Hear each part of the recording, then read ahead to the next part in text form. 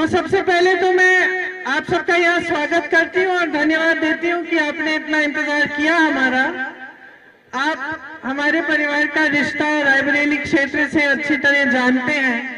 मेरी माता जी 10 सालों से या उससे ज्यादा 2004 से 20 सालों से आपकी सांसद रही हैं और आपके लिए यहाँ पे जितने भी काम कर पाई, उनकी जितनी क्षमता थी, जब सरकारें थी तो और काम हुआ, जब सरकारें नहीं रही तो जितना काम हम अपनी तरफ से करा सकते थे, पार्टी की तरफ से करा सकते थे, हमने कराया। इन सब चीजों के बारे में आप अच्छी तरह इसलिए जानते हैं क्योंकि आपका अपना अनुभव रहा है। कोई समस्या होती है, कुछ होता है तो हमेशा आपके बीच, हमारे बीच ऐसा रिश्ता रहा है कि हम आए हैं, माता जी आई। थोड़ा पिछले सालों में उनकी तबीयत खराब रही, इसीलिए थोड़ा कम आना रहा, लेकिन हमेशा दिल्ली से ये पता करना कि कैसे हैं चीजें, क्या हो रहा है, क्या समस्या है, वहां पे लोगों को भेजना मदद के लिए, ये सिलसिला जारी रहा। अब माता जी ने आपके पास मेरे भाई राहुल जी को भेजा है। इस चुनाव में राहुल जी आपके उम्मीदवार हैं।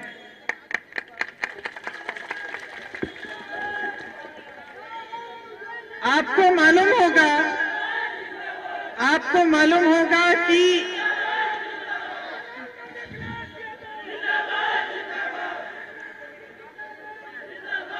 अब सुन लो शिवम, आपको मालूम होगा कि राहुल जी ने कितना संघर्ष किया है राजनीति में। अगर हमारे देश में एक ऐसे इंसान हैं जिनके खिलाफ जो पूरी भाजपा की मशीनरी है, हर तरह के गलत बातें, हर तरह के झूठ उन्होंने फैलाए, कैसे कैसे आक्रमण किए, उनको संसद से निकाल दिया गया, उनको घर से निकाल दिया गया, ये सब काम उन्होंने किए, लेकिन राहुल जी पीछे हटे नहीं। ये उनका चरित्र है कि जब वो अन्याय होते हुए देखते हैं तो न्याय की लड़ाई लड़ते हैं और उससे एकदम पीछे हटते नहीं हैं। इसीलिए 4000 किलोमीटर राहुल जी कन्याकुमारी से कश्मीर तक पैदल चले और फिर उसके बाद मणिपुर से लेकर मुंबई तक उन्होंने यात्रा की।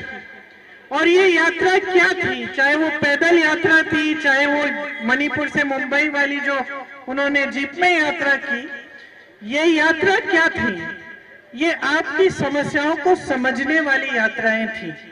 ये देश को बताने वाली यात्राएं थी कि देश में जो राजनीति की दिशा है वो गलत जा रही है और हमें उस दिशा को ठीक करना है। जो हमारे राजनीतिक असूल हैं, जो महात्मा गांधी जी ने जिनकी नींव डाली और जिनके आधार पर हमारा स्वतंत्रता आंदोलन हुआ, जिसके आधार पर हमारा देश आजाद हुआ, वो असूल क्या है, उनके बारे में जनता को याद दिलाने वाली यात्राएं थी।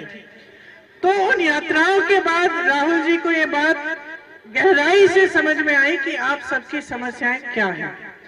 आज देश में सबसे बड़ी 2 समस्याएं महंगाई और बेरोजगारी है कि नहीं? बहनें बैठी हो, कुछ खरीदने जाना पड़ता है, त्योहार होता है, कुछ खरीदना है घर के लिए, नए कपड़े, बच्चों के लिए फीस भरनी होती है, कोई बीमार हो जाता है या घर में कुछ ऊपर कुछ छत में कुछ टूटा है, पानी टपक रहा है, उसकी मरम्मत करनी है। कुछ भी हो, जब खर्चा करना पड़ता है तो घबराहट होती है, क्योंकि आज इतनी महंगाई बढ़ चुकी है मोदी जी के राज में कि जो आम जनता है वो अपना गुजारा कर ही नहीं पा रही है। चाहे आप कितनी भी मेहनत करो, आप खेती में मेहनत करो, आपके पास रोजगार है तो रोजगार करो या ठेकेदारी पे नौकरी करो, दिहाड़ी मिले, फिर भी चाहे परिवार में 2-2 सदस्य काम करते हो, फिर भी आपको ये महसूस होता है कि कमाई पूरी नहीं हो रही है। इसके आपके लिए स्कीम लाने के बजाय, आपकी मदद करने के बजाय, समर्थन करने के बजाय मोदी जी की सरकार ने क्या किया? आपको एक 5 किलो राशन का बोरा पकड़ा दिया और वो 5 किलो राशन में वो कहते हैं कि उनको पूरी तरह से ये इनकी समझ है कि वही आपके लिए काफी होना चाहिए, लेकिन वो काफी हो नहीं रहा है कि नहीं? जब आप वो 5 किलो राशन खत्म होते हैं तो क्या होता है? आप फिर से निर्भर हो जाते हो सरकार के कि फिर से हमें और 5 किलो राशन मिलेगा, और इसी तरह से आप अपना गुजारा करने की कोशिश करते हो। आज खेती कर रहे हो, खेती के सारे सामान पे जीएसटी है कि नहीं? इसका मतलब है कि जो पहले सामान एक दाम पे मिलता था आज उससे ज्यादा दाम पे मिल रहा है, तो महंगाई बहुत वहां पे भी उसका असर पड़ रहा है। तो खेती से जो पहले कमाई होती थी वो कमाई भी नहीं हो रही है। पहले आप खेतों में मजदूर भी रख पाते थे, अब आप कहते हो कि जितना हमसे हो जाए हम कर लेंगे, ज्यादा मजदूर रखेंगे तो और कम कमाई हो जाएगी। बेचारा मजदूर भी भटक रहा है काम ढूंढने के लिए, उसको भी काम नहीं मिल रहा है। देखिए, जब मैं यहाँ 2019 में जब प्रचार के लिए आई थी तो मुझे याद है कि सबसे बड़ी जो आपकी समस्या क्या थी, आवारा पशु की, है कि नहीं? फिर मैं 22 में आई, 22 में जब मैं चुनाव के प्रचार में आई तो फिर ये समस्या और बड़ी हो चुकी थी तब तक, और हमने कांग्रेस पार्टी में कहा था कि हम इस समस्या को हल करने के तरीके ढूंढेंगे, और मैंने समझाए भी थे कि छत्तीसगढ़ में उस समय हमारी सरकार थी। छत्तीसगढ़ में कांग्रेस पार्टी ने क्या किया, एक नीति निकाली कि हम गोबर खरीदेंगे, मतलब सरकार गोबर खरीदेगी जनता से। तो जब जनता को पता चला कि सरकार गोबर खरीद रही है तो कुछ ये जो आवारा पशु है उनको संभालने लगी, क्योंकि घर में रखने से उससे कमाई हो रही थी। फिर हमने गौठान बनवाए, और अच्छे गौठान बनवाए, ऐसे नहीं जैसे यहाँ यूपी की सरकार बना रही है, जहाँ पानी नहीं है, छत नहीं है जानवरों के लिए, पशुओं के लिए, खाने के लिए चारा नहीं डलता, धूप होती है। मैंने देखे इतने सारे वीडियो 22 में, जहाँ 40-50 जानवर ऐसे ही मर रहे हैं धूप में, क्योंकि गौशाला बना दी, उसमें कोई सुविधा नहीं दी। हमने अपनी सरकार से एक अच्छी सुविधाएं दी थी, ताकि फिर उस गौशाला में से महिलाओं की कमाई भी हो रही थी। ऐसी महिलाएं थी जिन्होंने 60-70 हजार गौशाला में काम करके छत्तीसगढ़ में कमाया था। तो हमने उस समय ही कहा था कि हमारी सरकार आएगी तो हम ऐसी स्कीम लाएंगे ताकि ये जो बहुत बड़ी समस्या है आपकी, आपको रात को भी खेती में बैठना पड़ता है, सुबह पूरे दिन आप काम करते हो, फिर रात को किसी न किसी को जाके खेती में बैठना पड़ता है पहरेदारी करने के लिए। तो बहुत सारी जो आपकी गहरी गहरी समस्याएं हैं, इनकी ना कोई सुनवाई है भाजपा की सरकारों में और ना कोई हल है। जबकि आप कांग्रेस के जो प्रदेश देखें, आज तेलंगाना में, कर्नाटका में, हिमाचल में कांग्रेस की सरकारें चल रही हैं, वहां जो आपकी समस्याएं हैं उनको हल करने का काम हो रहा है। तो जैसे बेरोजगारी की बात है, भाजपा ने क्या किया, मोदी जी की सरकार ने क्या किया, तमाम बेरोजगार नौजवान हैं। आजकल आप जितनी भी मेहनत कर सकते हो, आप कमाई जितनी भी हो, आप कर्ज लें, कुछ भी करें, लेकिन अपने बच्चों को शिक्षित आप जरूर करते हैं। छोटे से छोटे गांव में मैं गई हूं तो परिवार का पूरा मकसद यही होता है सबसे पहले कि हम अपने बच्चों को शिक्षित करेंगे, बनाएंगे, और फिर बड़े होकर बच्चे रोजगार देंगे और लेंगे, और उसके साथ हम हमारी देखभाल करेंगे। यही मकसद होता है सबका। आज परिस्थितियां ये बन गई हैं, आप पढ़ाते लिखाते बड़ी मुश्किल से, क्योंकि कमाई हो नहीं रही है, महंगाई बढ़ रही है, फीस बढ़ रही है, वर्दियां सस्ती नहीं मिलती, कुछ सस्ता नहीं मिल रहा है आपको। आप मेहनत करते हैं बच्चों को बड़ा करने के लिए, बच्चे बड़े हो जाते हैं, जब रोजगार का समय आता है तो कोई रोजगार नहीं है, रोजगार के लिए जब भर्ती की परीक्षाएं होती है तो पेपर लीक हो जाते हैं। तो ऐसे तमाम बच्चे हैं यूपी में। शिवम बताओ, सही बोल रही हूँ कि नहीं? तुम जैसे नौजवान इतने सारे भरे पड़े हैं यूपी में, जो पढ़े लिखे होंगे, इनकी उम्र के होंगे, लेकिन रोजगार नहीं मिल रहा है। रोजगार के पद 30 लाख पद मोदी जी की सरकार में खाली पड़े हैं, आज तक एक नहीं दिया गया है। कोई स्कीम नहीं है कि आप लोगों को सक्षम कैसे बनाया जाएगा। जितनी भी स्कीमें हैं ऐसे ही हैं कि राशन पकड़ा दो, लेकिन रोजगार पकड़ा दो की कोई स्कीम नहीं है। तो आप राशन पे निर्भर रहेंगे, आप सुबह से शाम तक मोदी जी के गुण गाते रहेंगे कि भैया राशन दे दिया, राशन दे दिया, लेकिन आप अपने पैरों पे खड़े नहीं हो पाएंगे। पैरों पे खड़े होने के लिए आपको रोजगार चाहिए, पैरों पे खड़े होने के लिए आपको खेती से कमाई चाहिए, पैरों पे खड़े होने के लिए आपको एक न्यूनतम मजदूरी चाहिए पूरे देश में, कि इससे कम कोई ठेकेदार नहीं दे पाए। मजदूरी कर रहे हो, ठेकेदार के लिए कर रहे हो, कोई बात नहीं, लेकिन न्यूनतम मजदूरी होनी चाहिए। जो सरकारी अधिकारी हैं उनके लिए भी जो पहली नीतियां थी वो आज नहीं है, जो पहली पेंशन की स्कीम थी वो भी आज नहीं है। तो क्या किया इन लोगों ने? अग्निवीर जैसी स्कीम निकाली। अब यहाँ की सड़कों पे मैंने खुद देखा है 3-3, 4-4 बजे रात को दौड़ लगाते हैं नौजवान। किस लिए लगाते थे बोलूंगी, क्योंकि आज नहीं कर रहे हैं। प्रशिक्षण करते थे, ट्रेनिंग करते थे, दौड़ लगाते थे, वर्जिश करते थे। ये किस लिए? सेना में भर्ती होने के लिए। मोदी जी अग्निवीर स्कीम ले आए। 4 सालों के लिए आप सेना में रहेंगे, 4 साल बाद घर आके फिर से बेरोजगार। तो आपकी बेरोजगारी को हल करने की स्कीम नहीं लाते, आपका दिल तोड़ने वाली, आशाएं तोड़ने वाली स्कीमें ला रहे हैं। और जितनी भी इनकी स्कीमें हैं आज के दिन, सब बड़े बड़े खरबपतियों के लिए हैं। समझ लीजिए आप, बड़े बड़े खरबपतियों को 16 लाख करोड़ रुपए माफ किए इन्होंने कर्ज। आज देश का किसान इतनी मेहनत करता है, कमा नहीं पाता, अपनी बेटी की शादी करनी पड़ती है तो कर्ज लेता है, बच्चे की पढ़ाई करनी पड़ती है, करानी पड़ती है तो कर्ज लेता है। और मैं ऐसे ऐसे घरों में गई हूँ, यूपी में, ललितपुर में, अन्य जगहों में, जहाँ पे किसान आत्महत्या कर रहा है मात्र 25,000, 50,000, 1 लाख रुपए के लिए, जबकि 16 लाख करोड़ रुपए सरकारी बैंकों से बड़े बड़े खरबपतियों के माफ हो रहे हैं। ये किसके पैसे हैं? मोदी जी के पैसे तो है नहीं, ये देश के पैसे हैं। ये सरकारी बैंक निजी होते थे एक जमाने में, इंदिरा जी ने सरकारी बना दिए इनको। क्यों बनाए? ताकि जितनी भी ये संपत्ति है ये जनता की संपत्ति हो। तो लोन माफ, कर्जे माफ, ये सब कांग्रेस के जमाने में किसानों के होते थे, बड़े उद्योगपतियों के भी होते हैं, लेकिन किसानों के भी होते थे। आपको याद होगा जब कांग्रेस की सरकारें जहां जहां आपको जानकारी होगी, जहां जहां जिन प्रदेशों में आई, छत्तीसगढ़ में आई, किसानों का कर्ज माफ हुआ। तो भैया ने जब ये न्याय यात्रा निकाली और ये समझे कि कितनी गहरी समस्याएं हो गई हैं आज, जिनके बारे में कोई बात ही नहीं कर रहा। भाजपा के नेता यहाँ आएंगे आपको भाषण देने के लिए, तो मैं यकीन दिला सकती हूँ आपको, धर्म की बात करेंगे, जाति की बात करेंगे, मंदिर मस्जिद की बात करेंगे, आपकी समस्याओं की बात नहीं करेंगे।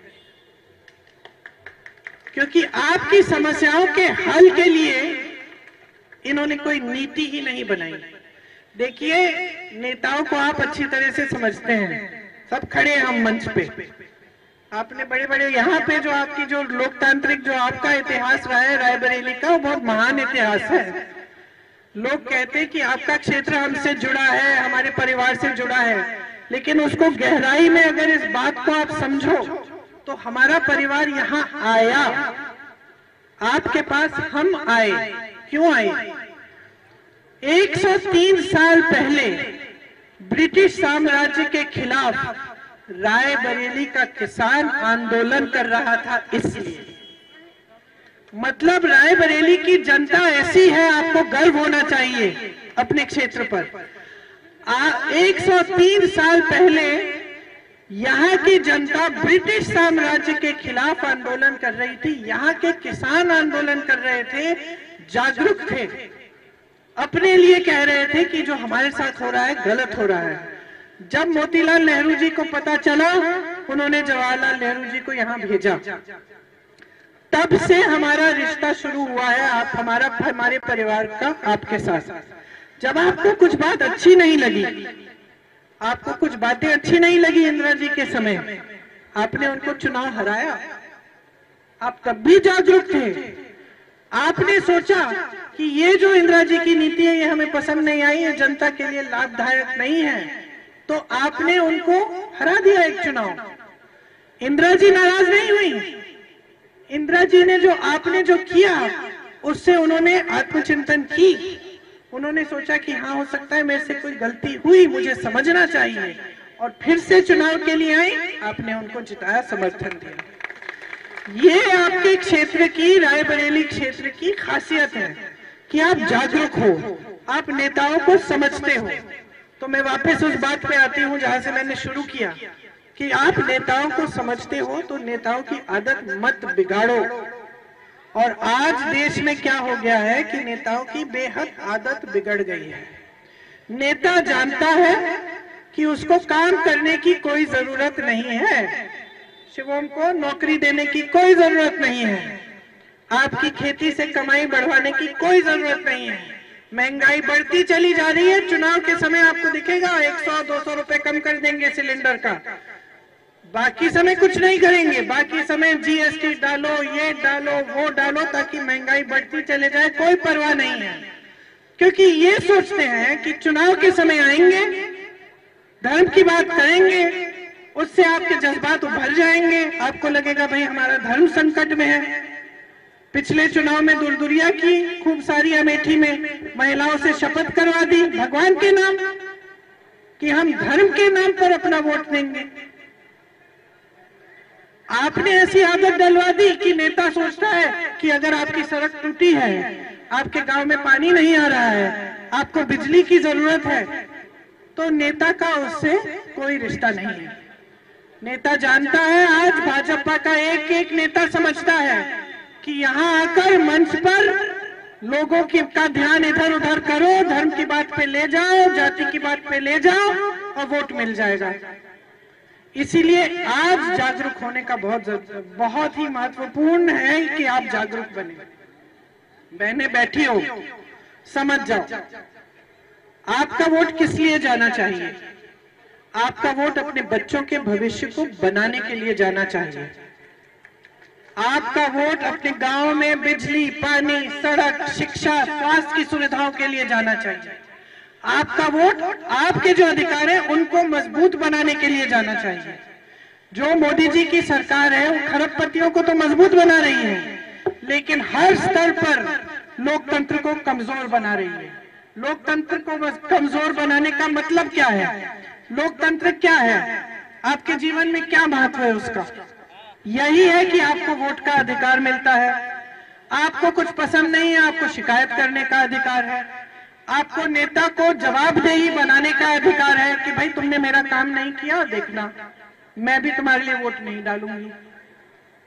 यहाँ आते हो वोट मांगने के लिए, काम करके दिखाओ, ये अधिकार दिया है। संविधान ने आरक्षण का अधिकार दिया है। जो पिछड़ी जातियां हैं, जिसकी मदद नहीं हुई है, उनको मदद करने का आपका अधिकार है।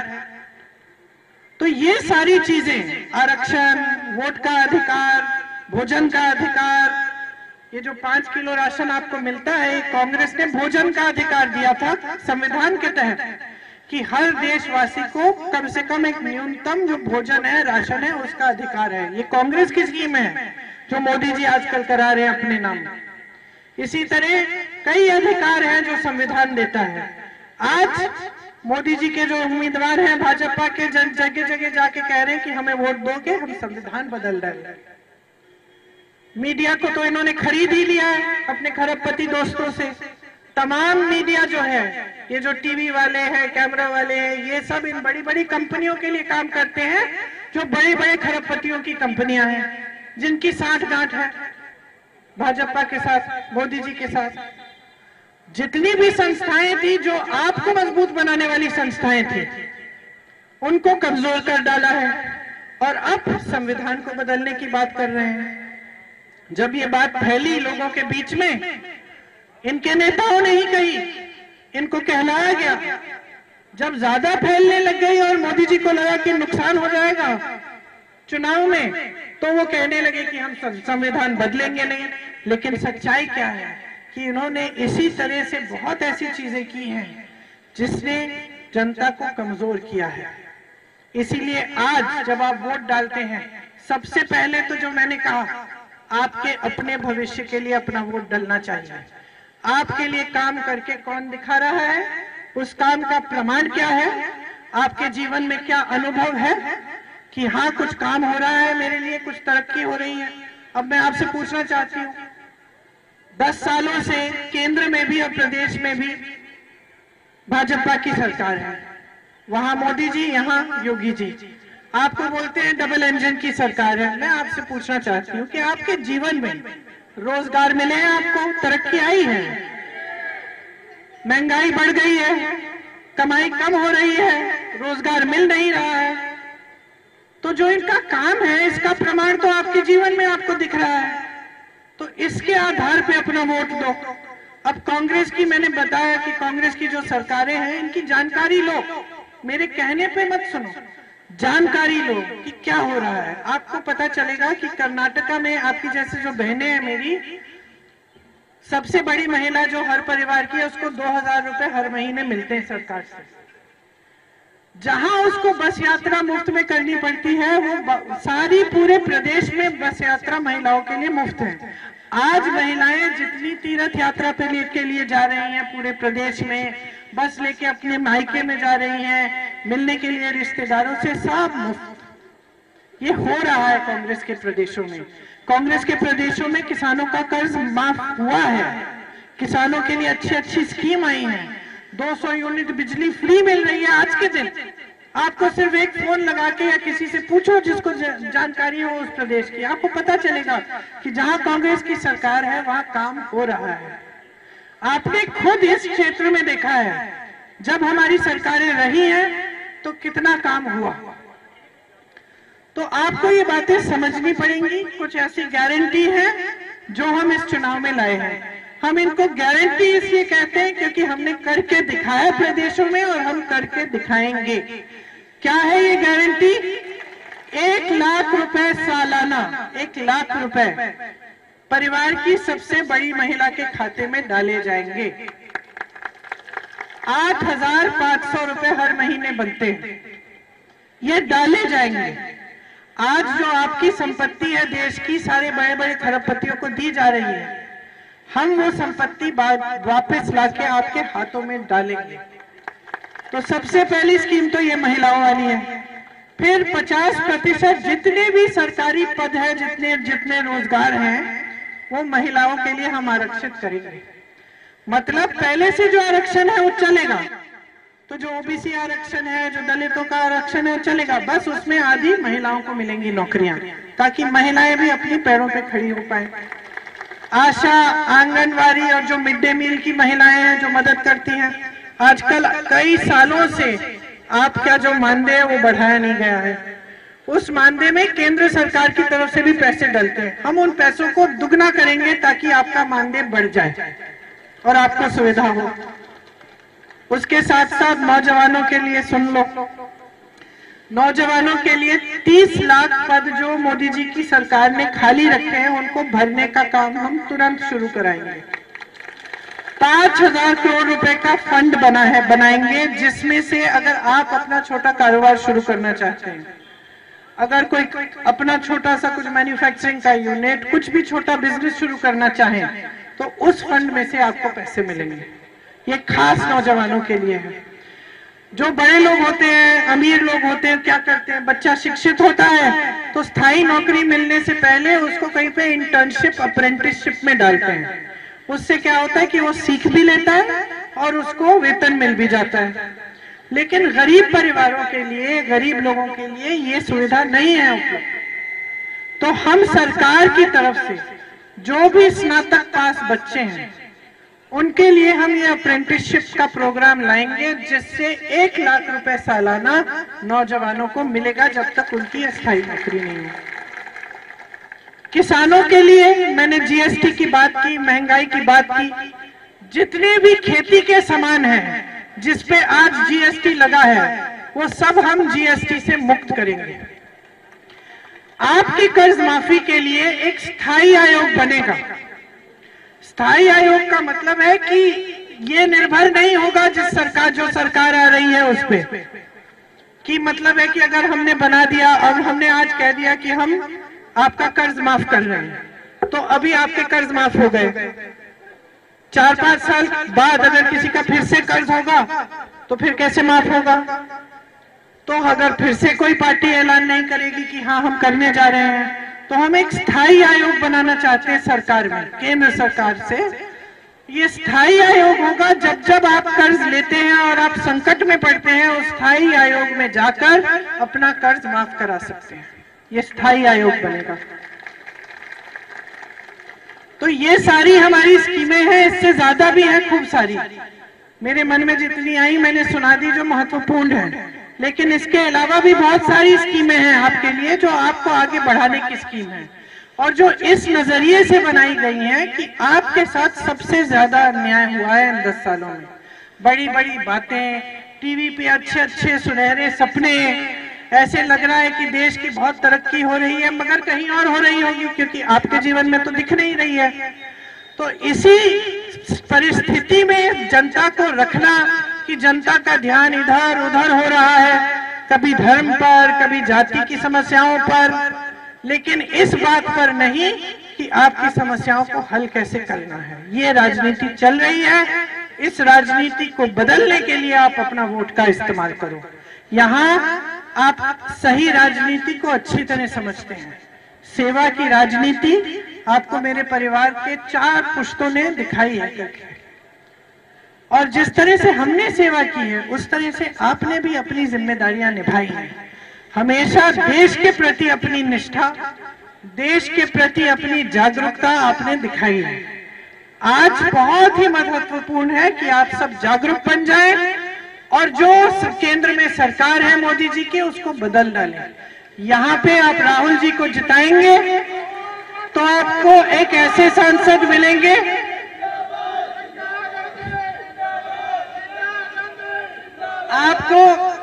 आपको 2-2 लोग मिल जाएंगे। आमतौर से सांसद एक होता है, आमतौर से सांसद एक होता है, आपको 2-2 मिल जाएंगे। मैं भी होंगी, वो भी होंगे। वो सांसद होंगे आपके, और मैं उनके साथ साथ काम करूंगी, आपके बीच आएंगे, सारी समस्याओं को समझ के पूरे दिल से, जैसे हमारे पूर्वजों ने किया, हम आपकी समस्याओं को हल करने के लिए समर्पित रहेंगे। आप सबने बहुत ध्यान से सुना, मेरी बातें याद रखना। पोलिंग का दिन शायद 20 तारीख को है। 20 तारीख को पोलिंग के लिए जाएंगे तो सोच समझ के अपना वोट देना, अपने ही परिवारों की मजबूती के लिए, अपने गांव की मजबूती के लिए, अपने प्रदेश की मजबूती के लिए और अपने देश की मजबूती के लिए। तो आप सबको बहुत बहुत धन्यवाद। चुनाव के बाद फिर से मिलेंगे।